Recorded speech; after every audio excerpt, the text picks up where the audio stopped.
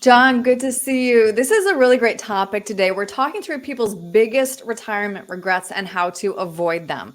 According to a recent report from Consumer Affairs, 60% of seniors have regrets about how they prepared or didn't for retirement. And among the regrets, 63% wish they had planned their investments to provide automatic income. How do we avoid that mistake? Well, first, I think it's important not to beat yourself up. I can tell you Right. everybody has skeletons in their closet of Hmm. past decisions maybe they wish they had back. But really, it's important not to dwell on those Right. and move forward and find out, hey, here's where I'm at and how do I get to where I want to be and retire comfortably. And so going back to your question, as far as how can you get some income, really that's two ways that we grow money. Part of it's in the investment world where we take a little more risk. Then the other part's in the insurance world where a lot of times we can create some of that income that is missing that because pensions aren't there anymore. Hmm. And so we need to find a way to replace that. Right, right.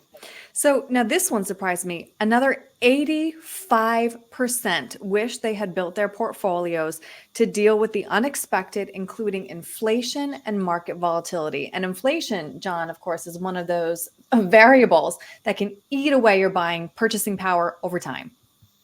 It can, and every generation has their challenges, but inflation's kind of our new one right now. Right.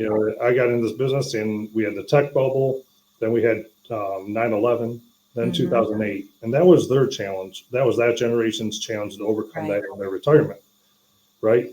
Our challenge right now is inflation and trying to understand how do we plan for that. Hmm. Because really nobody knows how that inflation is going to play out here. And so you need to have a portfolio and retirement plan that can really adjust to whether interest rates go down or up, and then you'll be okay. Right. And I know you plan for that market volatility, but sometimes when people are doing their own retirement planning, they don't necessarily take it into account.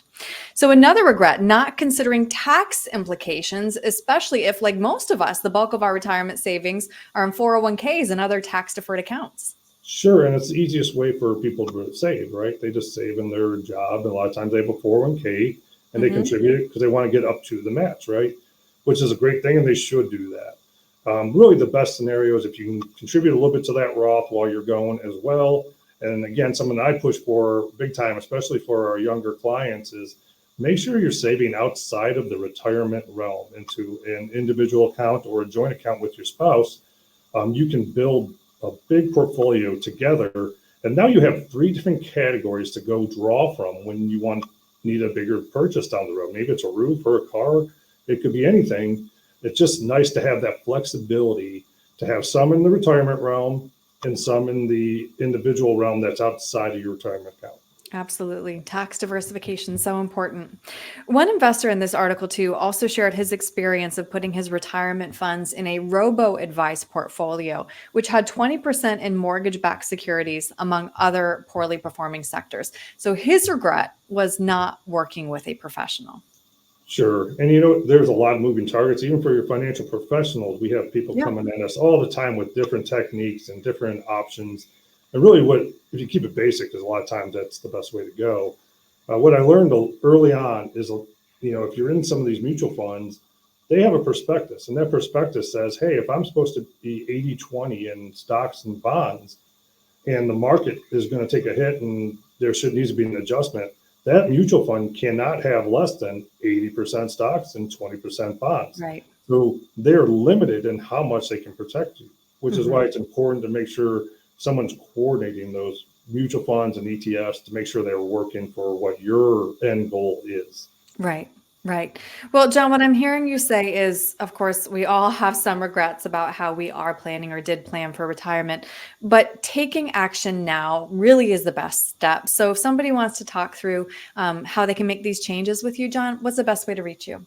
440-471-4300 is our phone number. Give us a call. And if you want to click around and kind of get an idea of what we're about, you can also go to our website, what you see there. And ultimately, it comes down to you just got to get yourself structured. Don't be frozen because you made a bad Right. decision early on. Take that brave step and make the next plan. Yeah, well said. John, thank you very much. Take care.